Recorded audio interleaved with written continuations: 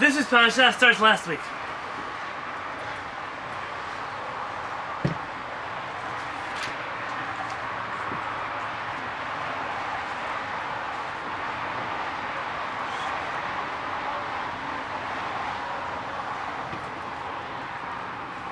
Vayeshev Yisrael b'Shittim. The Jewish people camped in Shittim. Vayachel ha'am niznot b'not Moav, and the Jewish men started to be with the daughters of Moav, which was a forbidden relationship.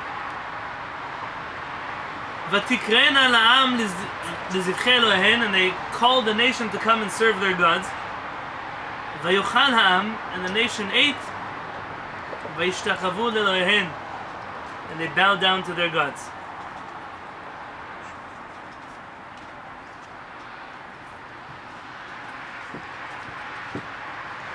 Vayitzamed Yisrael leBaal Peor, and the Jewish people became close to Baal Peor. Baal Peor is a very crazy god to worship. Very weird. Vaychar af Adonai b'Yisrael, and Hashem became angry with the Jewish people. Vayomer Adonai el Moshe, and Hashem tells Moshe, Kach et kol rashei ha'am, take all the leaders of the people. V'hokah otam l'Adonai neged hashamesh, hang them before Hashem against the sun. Vayashov charon af Adonai Yisrael, and the anger of Hashem calmed down from the Jewish people. Vayomer Moshe el shoftei Yisrael, Hashem told the judges of the Jewish people, Hirgu ish anashav v'nitzmadim leBaal Peor, that every person should kill his men who were attached to the idol of Baal Peor. V'hine ish mibnei Yisrael, and along comes a man from the Jewish people. He comes. Vayikarev elechav, and he brings close to him at the Midianit a woman from Midian. Le'enei Moshe, he does this, he has relations with her in front of Moshe, u'le'enei kol adat bnei Yisrael, in front of all the Jewish people. V'hem ha'bochim petach ohel moed, and they're all crying in front of the ohel moed, in front of the tent of meeting. Vayar Pinchas ben Elazar ben Aharon HaKohen.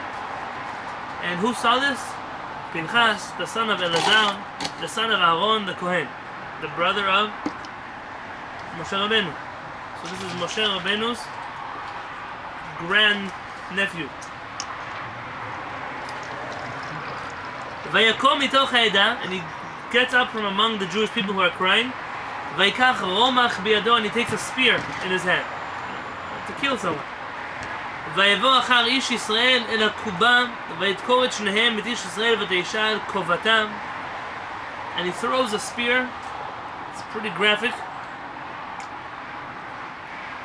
Through the parts that were doing the Avirah. V'ta'atzar ha'magefa al bnei Yisrael, and immediately the plague stopped. V'yom metim b'magefa 24 alef, and the people who died in this magefa, in this plague, were 24,000 people. That's the end of last week's parasha. I mean, the story of Pinchas started last week. But then this week the Torah says, Vaydaber Adonai el Moshe lemor, Hashem speaks to Moshe saying, Pinchas ben Elazar ben Aharon HaKohen, Pinchas the son of Elazar, the son of Aharon the Kohen, Heshiv et chamatim al bnei Yisrael, he removed my anger from the Jewish people. B'kano et kinati b'tocham, when he was zealous for me, he was strict for me among the Jewish people. V'lo chiniti et bnei Yisrael b'kinati, and I did not destroy the Jewish people because of my kina, because of my zealotry. L'chen amor, and therefore say, Hineni noten od briti shalom, I give him my covenant of peace. Meaning he did something violent, but I'm giving him a blessing of peace. והייתה לו עוד זרוע אחריו ברית כהונת עולם תחת אשר קינא אל אלוהיו ויכפר את בני ישראל. And the kihuna, this covenant should be given to his children because he caused me to forgive the Jewish people. And now the Torah tells us something strange. ושם איש ישראל המוכה אשר הוכה את המדיינית זמרי בן סלו. The name of the man who was killed, the Jewish man, his name was Zimri, the son of Salu. Nesi bet Av the Shimoni. He was the prince of the Shimoni group. V'shem Haisha Mukan, the lady that was killed, Hamidianit, she was a Midianite. Kozbi Batzur, Kozbi, the daughter of Tzur, Rosh Umot bet Av Midian.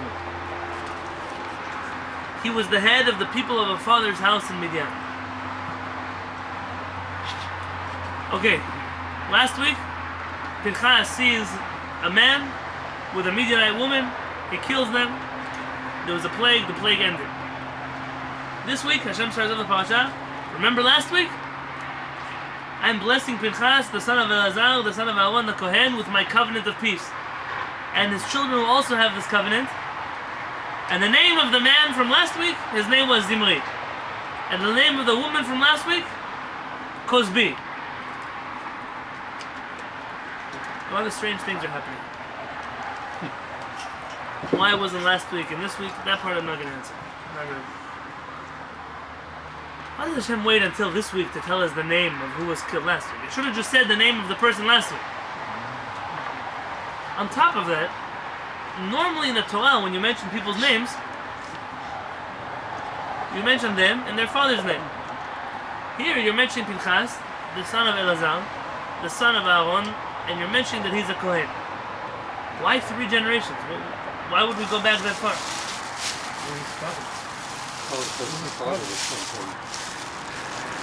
Yeah, but you never see that. Like, you find Zimri ben Salu, you don't find Zimri ben Salu ben someone else. The normal way in the Torah is to use only the father's name, not the grandfather's name. But why doesn't it say the penis? Maybe it's to show how much went wrong in 2 generations, where Aaron messed up. Because Aaron's such a big name. So here you're already asking, oh interesting, which part is the messed up part? That Zimri was a sinner and had to be slaughtered. And that maybe Aaron messed up along the way in his education.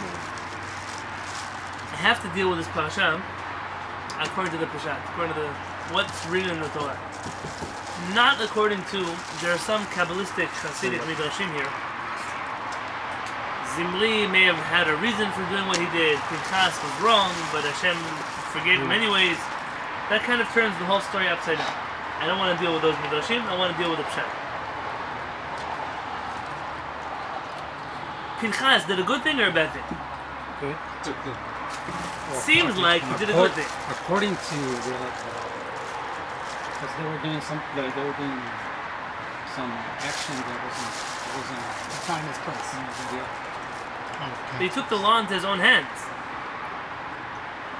There was a lot that you can kill, right? Well, that's the question. Is it a good thing that he did, or it was like an emergency situation and maybe should he have waited for someone else to do it? Should he have waited for the police? Yeah, she waited It was for an emergency, the but why didn't he do something before it got to this point? I mean, obviously, these people were with the Midianite women for a while now. So what you're saying is like Sefi's saying, meaning maybe we're mentioning Aharon because look how bad it got so quickly. I mean, the Jewish people went from being in Egypt to Har Sinai, and then they're now standing here with all these averot. Yeah, that could be. This attitude of kina, of jealousy, we have mixed feelings about it. Normally, it's not a good thing. But clearly, sometimes a person can do it, and Hashem will reward him with peace. So let me try to answer the first question. Why does it go back 3 generations?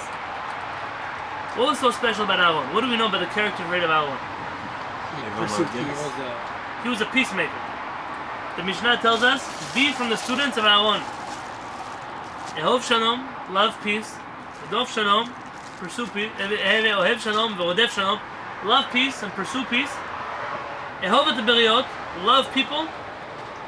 And umekavan Torah, and bring them close to the Torah. Aaron is not the kind of guy to go kill somebody in public. He's not. And perhaps what we're trying to show here is that Pinchas is not that kind of guy either. Pinchas, this came from a place of purity from him. I'll explain what I mean. Today, if you go to Israel, probably tomorrow, there are some people, they wear kippot and tzitzit, but they're very far from Hashem. They make it their job to scream at anybody who drives on Shabbat, to throw rocks at cars on Shabbat, to harass anybody who doesn't keep Shabbat. And when they tell you, say, hey, since when is that a good thing? When is that going to help people become observant? They say, me? I'm like Pinchas. If I had a sword, I would kill them also. You have such people. They're religious fanatics. But Am Yisrael unfortunately has religious fanatics also. But maybe they're right. Maybe they like Pinchas. Pinchas, look, everybody else was crying. He got up and he did something about it.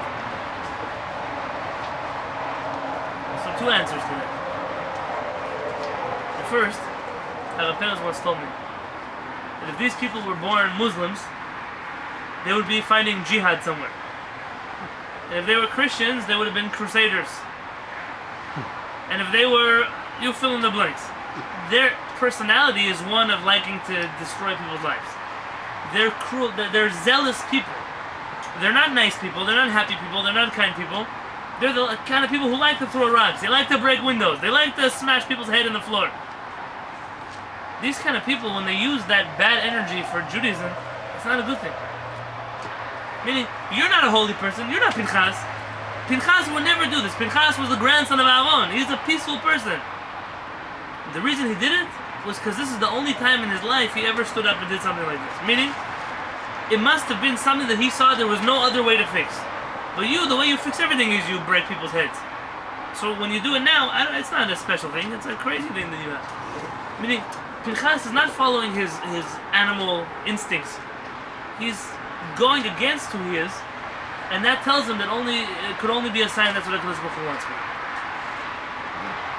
On top of that, Chacham Ovadia Yosef once gave a speech, and he said, some people, they're really bothered by the fact that so many Jews don't keep Shabbat.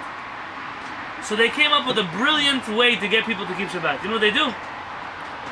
They find rocks, nice big rocks, special rocks. They collect them in the street. The whole week they're collecting rocks. Comes time for Shabbat and they see somebody who doesn't keep Shabbat, they take the rock and they throw it at them and they say once, Shabbos! 2, Shabbos! 3, Shabbos! And then immediately, magically, these people start keeping Shabbat. He said, it doesn't work. Which crazy person thought if you're going to throw rocks at somebody and scream at him Shabbos, it's going to make him want to keep Shabbat? When did that ever work for anybody? That's obligated. What? It's like obligating people doing something they don't like to do. It's forcing, but not even forcing. I'm not going to keep Shabbat. I mean, it's not even forcing me. All you're going to make me do is hate anybody that wears a kippah. That's what you're going to do. Anytime I think of Hashem, I think of the crazy people who throw rocks at me. So what did you accomplish? I was at SeaWorld this week. And I was standing outside of the bathroom, and I was afraid to go into the bathroom. Why? You know who Og Melech HaBashan was? Og, you heard of the giant Og? Yes, it was huge. And he was the king of Bashan. So Og's brother was in the bathroom. Huge guy. And a little kid with him. Screaming at the kid, "You better listen to me, I'm gonna beat the living daylights out of you! You better wash your hands, I'm gonna smack you till you can't even walk!" And that's he's screaming at his kid. I tell you the truth, I felt bad for not saying something. The problem is, he was like as tall as his tent over here. The guy, I was afraid for myself. He didn't hit him. If he would have hit somebody, I would have done something. He didn't hit him, just screaming at this person. This kid is gonna grow up, and his head is gonna be, something's gonna be wrong with his head. All he knows is the only reason he listens to his dad is because his dad's gonna beat him up. He doesn't like his dad. He doesn't care about his dad. He doesn't want to make his dad happy. It's just his dad's gonna beat him up. Normally, that's not the way to educate a child. Every child, you have to know, everyone's different. To this one you speak like this, to that one you speak like that, and you pray to God that it's going to work, because most of the time it doesn't even work. You try. You do what you could do, and the rest is up to Hashem and to the kid. But to just beat somebody up, so all they can think of is, if I don't do it, they're going to beat me up. Oh, shut up. What kind of... That's not a normal way. Imagine if you... I'll tell you, fortunately, a lot of people, this is still the way they do things, so I don't know who I'm talking to.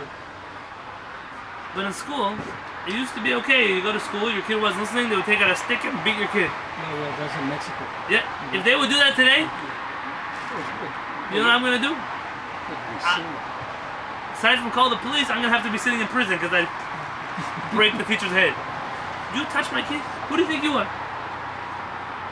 Today, you judge a person. Are you able to communicate with somebody? Are you able to talk to them?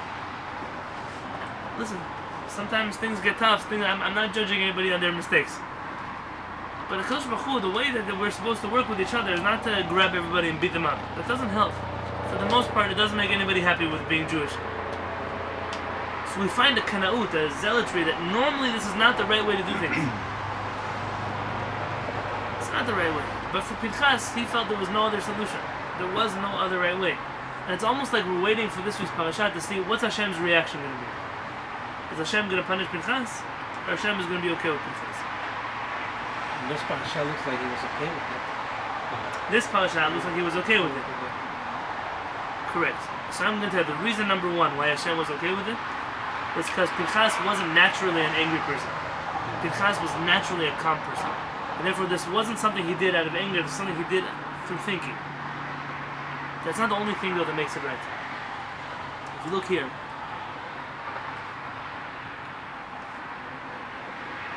it says here that Pinchas ben Azar ben Aaron Kohen, Hishiv et chamatim al bnei Yisrael, he took away my anger from the Jewish people.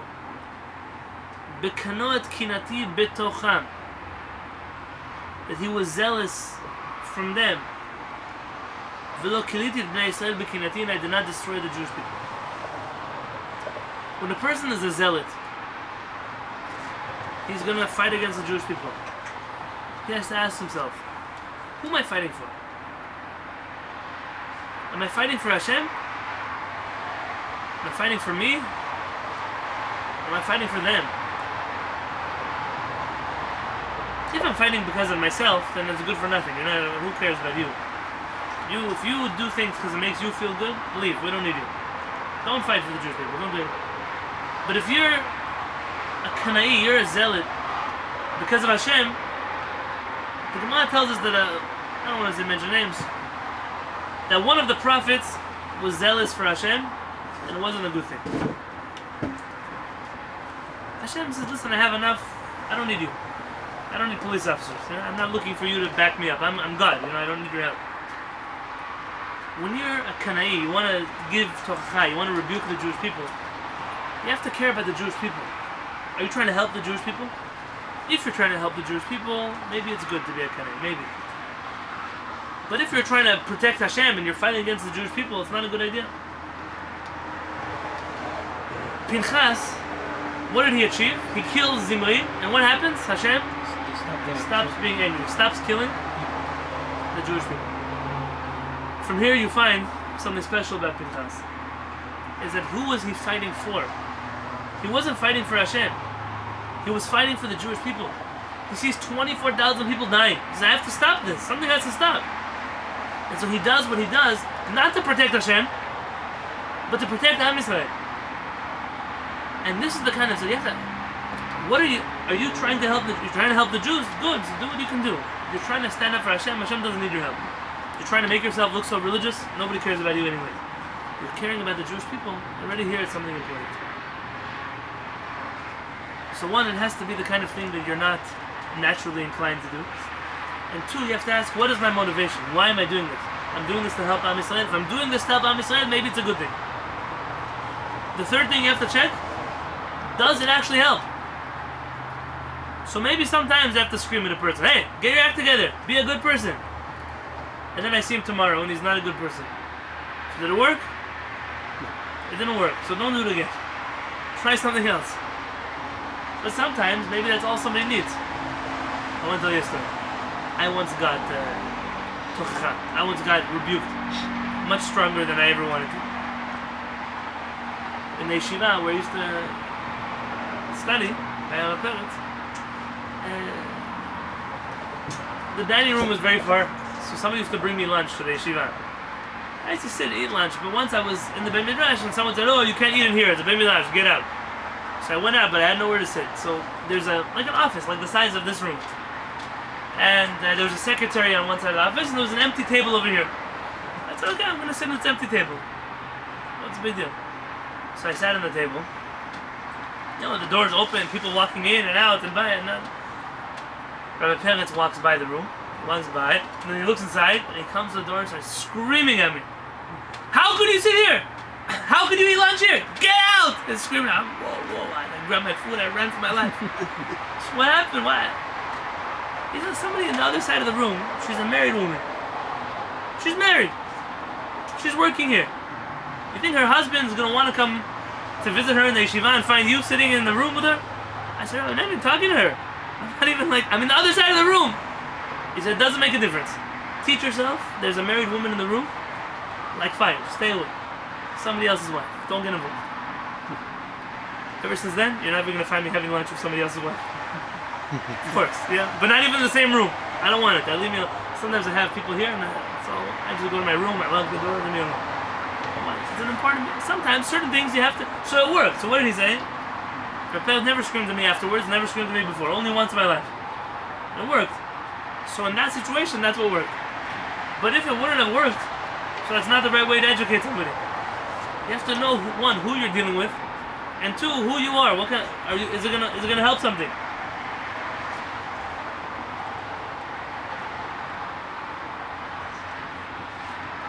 The third thing you find in this parasha. So I was really cool. I was happy to Pinchas because he was the love that he has for the people. The people, and that's why it says, "B'kanoat kinati b'tocham," who zealously avenged my vengeance among them, from inside of them. Not. That's important when you give musar. Sometimes I have to tell the community, no, it's not a good thing that we're doing now. But I can't say, you guys, you're doing something bad. You have to get your act together. Who's going to listen to me when I'm like this to them? What you have to say is, you know, we have a problem. We include yourself. You're talking to your kids. Say, listen, our family has a problem. No, you don't have a problem. You're okay. You can't point your fingers at everybody else. You include yourself and everybody else. We have a problem. We have to figure it out. We, us, our.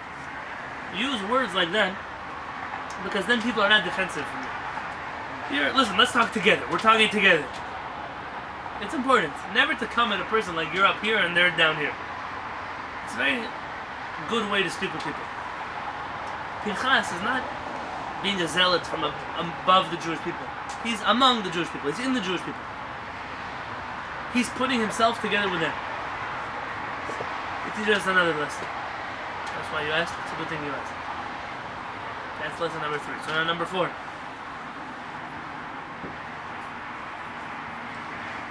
Why does the Kadosh Baruch Hu wait until this week to tell us the name of who was last week? Last week it should have said, it shouldn't have said, a man took a woman, just say, which man? Zimri. Which woman? Cosby. Why do you wait a whole week to tell me what's going on over here? Was he so upset that he didn't say the names right away? There's something, an answer that our parents taught us that was better than that. It's a good answer. Better. Even the biggest sinner in the world, Hashem doesn't want to embarrass them. Hashem will help you cover up your avirot if you're trying to fix them. Hashem doesn't. What does Hashem say in the prophets?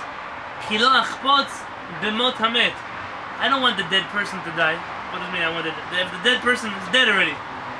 Rather, what is a dead person? It's a rasha, an evil person. An evil person is not like he's alive at all. What is he doing with his life? He's like a chicken. He eats, he drinks, he sleeps. He doesn't do anything good with his life. Hashem calls him a dead person, but Hashem doesn't want the dead person to die. He says, I want you to do tshuva. Kim b'shuva u'midarko hara'ah v'chay. He should leave his bad ways and live. Hashem doesn't like to. In other religions, Hashem eternally damns people to hell. But yeah, it's like who doesn't want what? For what purpose is Hakadosh Baruch Hu want that? He wants to see us change our life around. He wants to see us become better people. And therefore, even a person like Zimri, even what he did, and even she was an idol worshiper. Cosby. Hashem doesn't want to embarrass them. He first lets them leave the world, and then we mention their name. And I think this is the biggest rule of them all. You want to give musar, you want to tell people how to be better, fine. But why do you have to embarrass them? Why do you have to put them down, to make them feel like they're nothing? Who does that help? There used to be a style of breaking people and... I'll tell you the truth, my opinion, you don't have to agree with me. Soldiers will tell me it's the only way to run an army. I don't know, I've never been in the army. by the famous videos of drill sergeants in the military, where they scream at people and shout at people and yell at people. And who allowed you to speak like that to somebody else? And that's the only way. You got to break them in order to. Is that true? I don't know. Maybe I'll ask Rafael after the class. I'm not sure. No, you can't have an army where nobody listens, right? Because if an army where it's like a summer camp, then you're not going to win any wars. There's no discipline, there's no order, there's no structure. But you can still demand respect without breaking another person. You can be the most respectable person in the world where everybody listens to what you say without screaming at them and cursing at them and hitting them. But it takes a lot more work. It takes a lot more work to earn somebody's trust than to force somebody. If we had a Jewish army, I'll tell you the truth, it's in Israel, I don't know really, I wasn't in the Israeli army either. From what I understand, it looks a little better than the American one. But still, you would be able to have a military which is refined. Which people, there's structure, there's order. In the yeshiva, you go to yeshiva, the whole yeshiva says jump. You say how high? But it's not, he never screams at me. He doesn't beat me on the head, doesn't make me do push-ups on the floor. Because you have a world in which there's a hierarchy, and people respect him because of how much he knows. Because of his holiness, because of whatever reason they respect him. You could have an army that looks like that also. Maybe I'm dreaming, maybe I'm wrong. But I can tell you that breaking people normally doesn't do anybody any good. Breaking people is not... Oh, fine. Till the next card. Normally, it's better to not embarrass the person. Give somebody musal. Sometimes you have to fight with people. There are times. I'll tell you what. It says in Mishlei, one of the two books from Omer. Al taneksil ki valto. Don't answer a fool according to his foolishness. So a fool comes to tell you something, ignore him. Don't get involved with a fool. The Hasidic rabbis are famous for saying, but listen, if you have to talk to a fool anyways, so taneksil, answer a fool ki valto, like a fool. Don't give him the respect. A fool tells you something, knock him on the head like a fool. My wife always says, don't argue with an idiot. Because he's going to drag you down to his level, and then he's going to beat you with experience. Sometimes you argue with a fool, they're better at being a fool than you are. But sometimes it's the only way to give somebody an answer.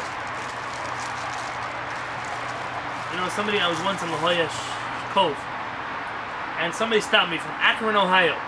They asked me if I'm Jewish. I said yes. They said they never in their life saw a Jew before. Good, get Google. I don't know, look in the computer.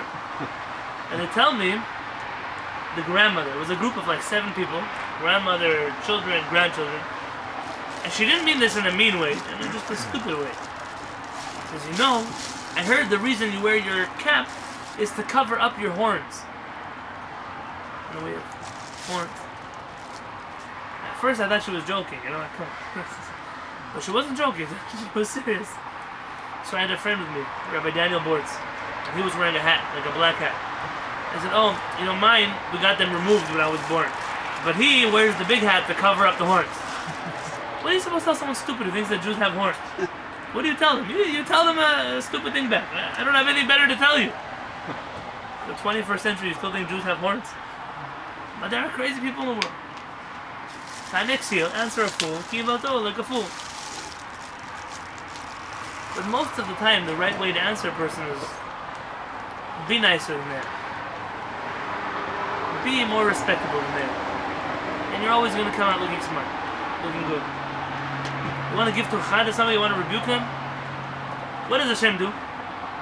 When's the first time Hashem gives rebuke in the Torah? He calls somebody out in Avera. Adam. Very good. 4 times. Adam.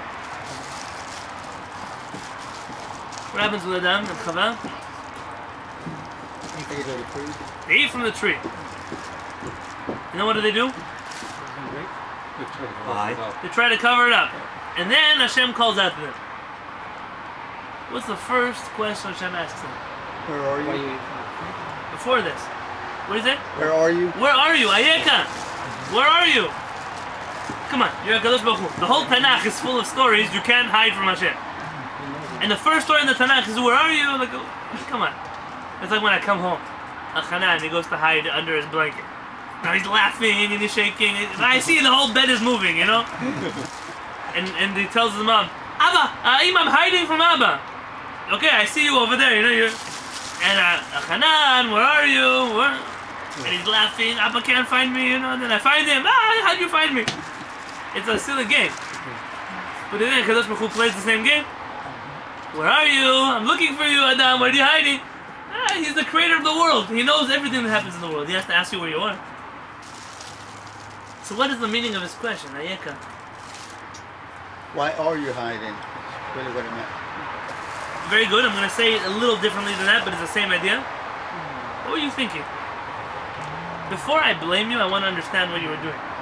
You catch your kid doing something wrong. Don't smack him in the face. Say, listen, that's one of the stupidest things I've ever seen you do in your whole life. Can you at least try to explain to me what it was you were thinking? Maybe if I understand what you were thinking, if I give you a chance to explain yourself, I might not... Crazy, you're still going to be crazy, but I might at least understand your craziness. What were you thinking? Sometimes a police officer pulls somebody over and he says, do you know how fast you were going? Meaning he's giving you a chance to say, you know, I was speeding, I'm sorry. Most people, they lie. If the guy has a machine here, he knows how fast you're going before you even looked at your speedometer. Like the drunk people who try to convince the police officer they're not drunk. How about you look drunk, you walk like a drunk, you smell like a drunk. Stop lying, just tell the truth. Now Kadosh Baruch Hu gives you a chance to come clean. You also, I only had 2 beers. Only 2 beers. Only 2. Yeah, you can't even say his name straight. 2 6-packs. It's from the laws of Derech Eretz, from how to act as a good person, that before you blame somebody, ask them, why did you do that? Why? Between a husband and a wife, between 2 friends. Friends fight with each other over things. But before they even give each other a chance to explain themselves, they're already fighting with each other. So I have a question to ask you. Last week I came to the Beit Knesset and I walked by you twice and you didn't say hello to me. I said hello to you, you didn't answer me. Can you tell me what happened? Did I do? 1, they might tell you, I didn't even know you were there. I didn't notice you. I was talking to somebody else. I didn't hear that you said hello to me. 2, no, I'm upset at you because last week you hurt my feelings. That's why I didn't say hello to you this week. And then maybe it's not you who are being insulted. Maybe you insulted them. You forgot about it. Always give people a chance. At least explain themselves.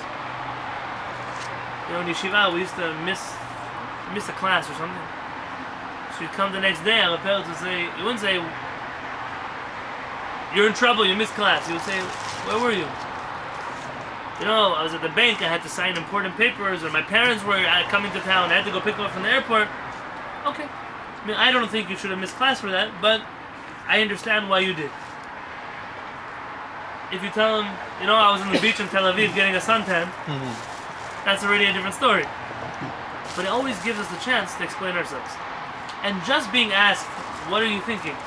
That already is, it's already enough pressure to make us not want to do it again. I don't want to miss class again.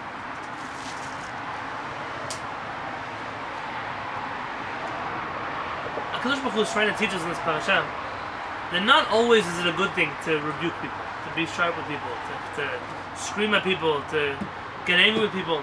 But if you're going to do it, there have to be a few conditions. The first, you have to be a calm person.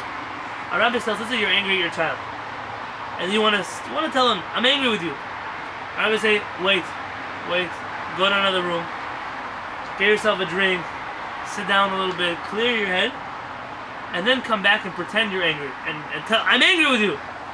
But don't actually be angry. Because when you're actually angry,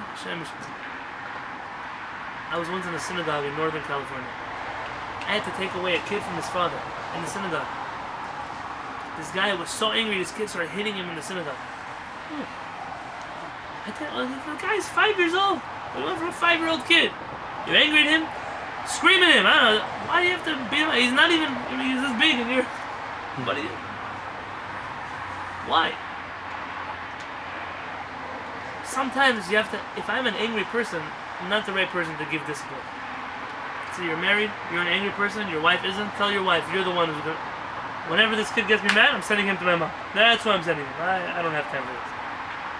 Why? Because when we're angry, we can do some pretty terrible things.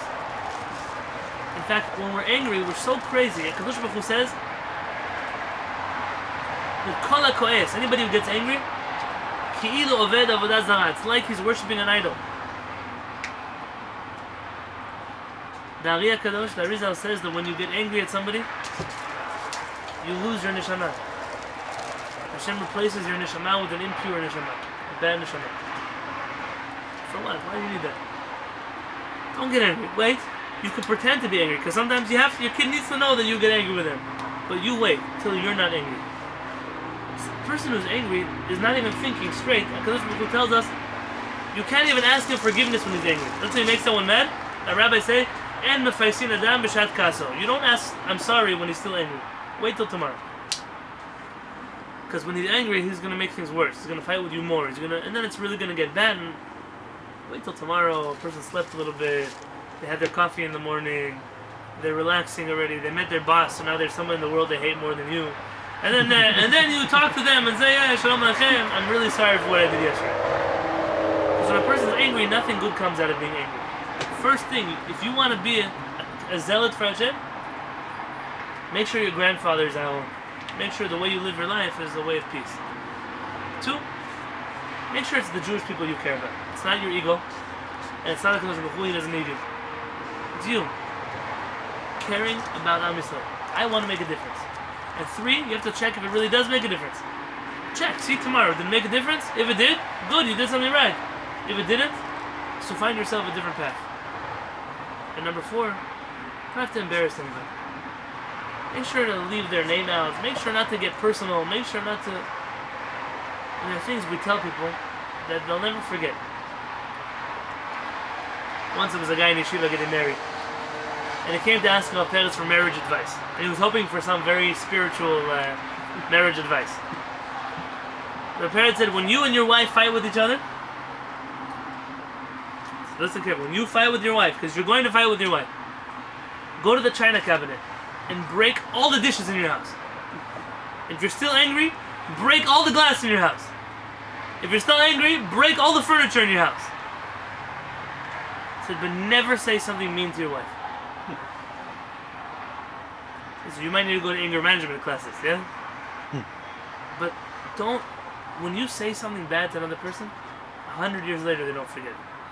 They may move on, they might be happy with you today, but they don't forget what you told them. They don't forget the name that you called them, they don't forget what you said. Nobody forgets. In English we have a stupid saying. Sticks and stones can break my bones, but words will never hurt me. It's the opposite. So you break somebody's bone, he puts a cast, 6 months later he doesn't even remember his hand was broken. You call someone a bad name, it's the end. Even if you're best friends, 50 years later, they're still afraid. They still remember with the name you called them. People cannot forget things. And even when you forget things, who knows? Maybe one time in life you're going to walk by the same light or the same store that, oh, you remember what happened here 50 years ago? And then you cry. No, it was 50 years ago. Because words you can never take back. We underestimate the power of words. Words can really hurt people. I'm not telling you to go home and break all the dishes. But definitely don't you dare call somebody by a name. Not even a light name. So don't even joke. To tell you the truth, don't even joke. It's not even worth it. So is it bad to call people nicknames? Nicknames? If they like the nickname. If they like it, they like it. But a mean name, to embarrass them, it doesn't help anything. And then my last thing I could tell you. You're dealing with a statistic in the Jewish people. That the majority of the Jewish people, they don't care about Hashem, Torah, mitzvot, Shabbat, kashrut. We live in a world where the few of us that are Torah observant are in a very small category. We're the minority. You want to be a zealot? You want to really make Hashem happy? You want to help the Jewish people? Stop screaming. Stop being that Jew that everybody's upset about. Go talk to somebody. Invite somebody to your house for Shabbat. Instead of throwing rocks, these fools in Israel, instead of throwing rocks, invite them to your house for Shabbat dinner. Let somebody see what Shabbat looks like. Nobody's going to keep Shabbat because you threw a rock in their head. And maybe you bring it to your house. So there's part of Shabbat. Maybe they'll think about doing. Maybe they want to do Kiddush. Maybe not the rest. But maybe they want to light candles. Maybe they just don't want to use their phone. Who knows? You can give people a chance. If you really care about Am Yisrael, you really care, so make it your job to teach people Torah. What do we teach people Torah? Don't charge people money. Go find somebody that you want to learn Torah. Let me learn with you. I have an hour every week. You give 10% of your money to tzedakah. What if you don't have a lot of money? Give 10% of your time. Say, I have this much time in my day that's free. Instead of watching another movie every week, I'm going to take an hour. I'm going to teach somebody else for free. I'm going to learn with somebody else. What can you teach them? I'm not a rabbi. I said, you don't have to be a rabbi. You know how many things I teach people that they don't need a rabbi to teach them? You know how to sing the tefillot. Help them learn how to sing the tefillot. You know how to read Hebrew. Help them to learn how to read Hebrew. Sit with the person an hour every single week and don't take a penny from them. You know a little bit of Parashat, a little bit of Chumash. Say, listen, I don't know how to teach, but let's learn it together. We'll sit down together and we'll study. We're both going to figure it out together. Maybe we'll mess up, but we'll do it together. You want to make a customer proud. But they're being a rabbi. And I'm not complaining, so don't understand me for complaining. For the size of the community we have, I'm very grateful for what I have. Baruch Hashem. But you don't make the big bucks, at least not here yet, being a rabbi. My brother it was part of a synagogue in New York. There were maybe, I'm not exaggerating, a normal Shabbat, 1,000 people. A lot of people come to the shul. The rabbi there, his salary is $350,000 a year. Plus his house, plus his cars, plus Jewish tuition for his kids, plus a trip to Israel every year with his family, his health insurance, and a retirement plan. That's on top of the $350,000. It's a good deal. It's a good deal, yeah? It's a good I'll tell you if they open up that deal for me, I'm going to say, adios. No. But there's such a thing.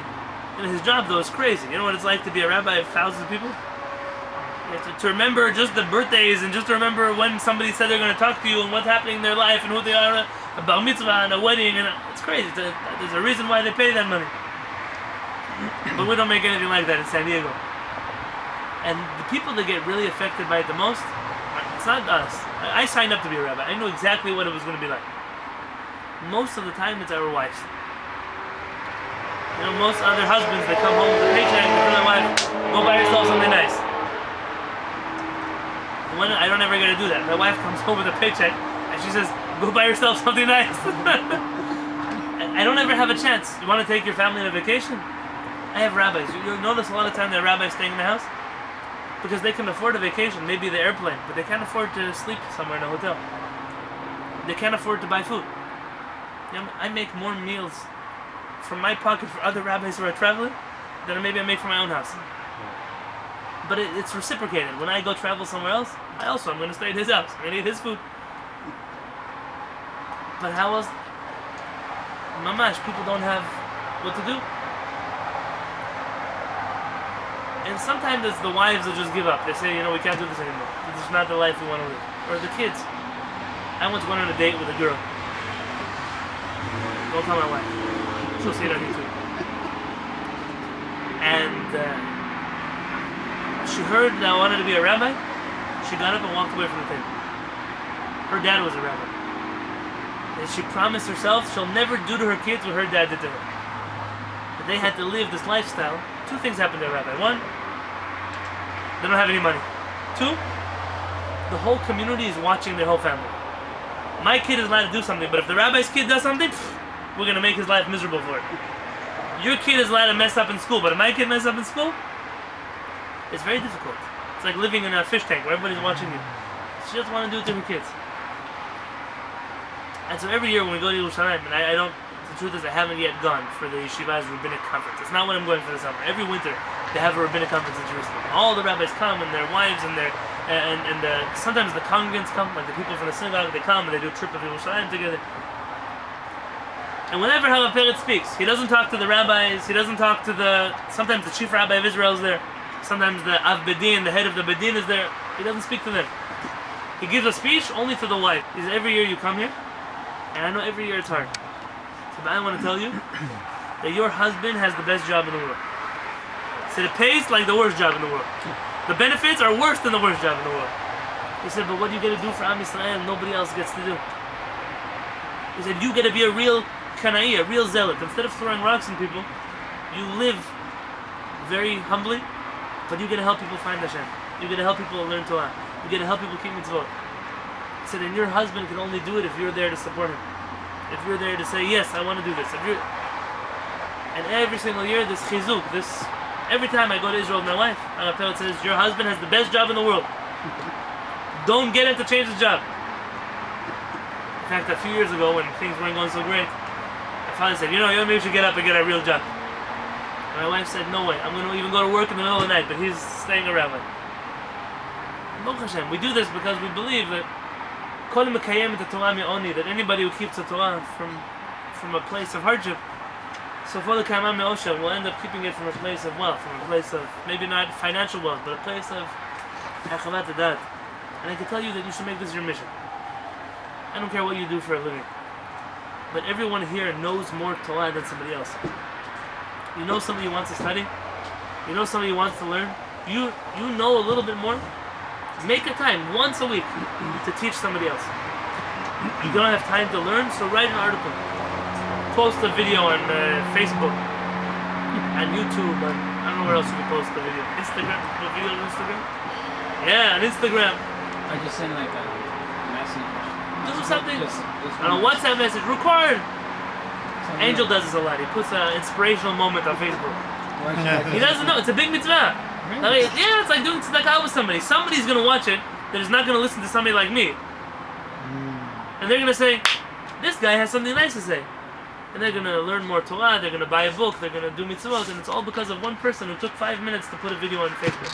But we learn like this. I was telling my brother Moshe last week something I learned in Shaar, but something that you said to me. And I say to them, Baruch Hashem. but it came from you. Do you know that I once did this math? Watch, how many people here? Not 1, not 2, not 3, not 4, not 5, not 6, not 7, not 8, not 9, not 10, not 11, not 12. Do the math for me. If all of you go home to your Shabbat table, now most of you are going to be at my Shabbat table, but imagine you would go somewhere else to your Shabbat table. And there are 10 people at your Shabbat table. And you shared one sentence of what we taught here. How many people did you just reach? Let's say there were 10 people at your Shabbat table. 120 people. 120 people. Imagine if they thought it was a good idea and they shared it with their friends. I don't even know the math anymore, so you can do this math on your own. But you can hit hundreds, thousands of people just because you repeated something good that you heard somewhere else. Don't be afraid, don't be embarrassed. You go to a Shabbat table, I want to say Dvar Torah. Please, can I say Dvar Torah? Don't take an hour like I do. But share something nice, short, sweet, a good idea, a good message, a good story. I haven't checked in a long time how many people, but it used to be that in my classes, we'd have, 12 people who are sitting in the class. And then Baruch took it upon himself to upload videos to the internet. We've gone a few years now. Yeah. And we have now well past 500 videos online. But it's not the amount of videos, the amount of people who watch the videos. I think last year I did a count that we passed like 5,000 or 6,000 people who watch videos. You know what that means? That he thinks that he's wasting Wednesdays uploading videos, but really what happens is 5,000 people who learn Torah, they all were learning from Baruch. All those mitzvot, they go to him.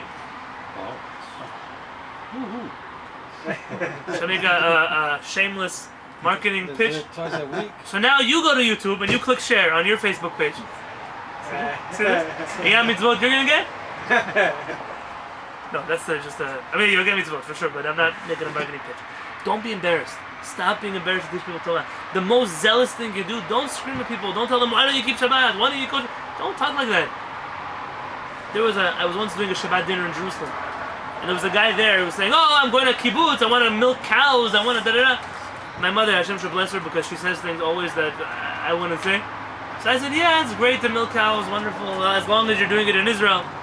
My mom stands up and says, what, are you crazy? You came all the way to Israel to milk a cow? You came to Israel, go to yeshiva. He thought about it. Okay, I'll go to yeshiva. Today the guy's religious. He has a religious family. He went to yeshiva. His kids go to yeshiva. Wow. You know what? I told him, great, as long as you're milking cows in Israel. But my mother said, go to yeshiva. And it worked. It doesn't mean she did anything, but HaKadosh Baruch Hu made a moment in time where there was an opportunity. And she took that opportunity, and look what happened. You have many of those opportunities in your life. Take them. Pinchas felt something. And most of the time, killing a person is not the right idea. But it's the idea that when everybody else was so busy crying over a problem, there was one person who was willing to do something about it. And Hashem says, I'm going to reward you, I'm going to reward your descendants, I'm going to reward your children. Bezat Hashem, I don't condone killing at all. But to be a little more like Pinchas, when everybody else is crying, just get up and do something. Don't cry also, it doesn't help anybody. Get up and make a difference. You hear? That in the next 10 years, 500,000 Jews are going to marry outside of the Jewish faith. So do something about it. Do something about it. Get involved. You hear that in the United States, 600,000 Jews live as Christians? Not secular. They live as Christians. Observant Christians. That's more than the men that left Egypt. And it's just in North America. So get up and do something about it. What are you still sitting at home for? It bothers you? Don't cry. Go find these people. Knock on their doors. Invite them to Shabbat dinner. Invite them to my house. I'll take them. Is there a purpose, they say in the story, some secular people come to you and ask you some questions, and maybe you know it. Answer them. Can we Answer them. And if you don't know the answer, give them my phone number. why should I ever give And it'll take them me like 3 days to get back to them. But anyways, I'll answer them. But that's what we should do. So the Hashem, I bless us that we should have the right kina, the right zealousness, use it for the right things, and we should only make a HaKadosh Baruch Hu proud.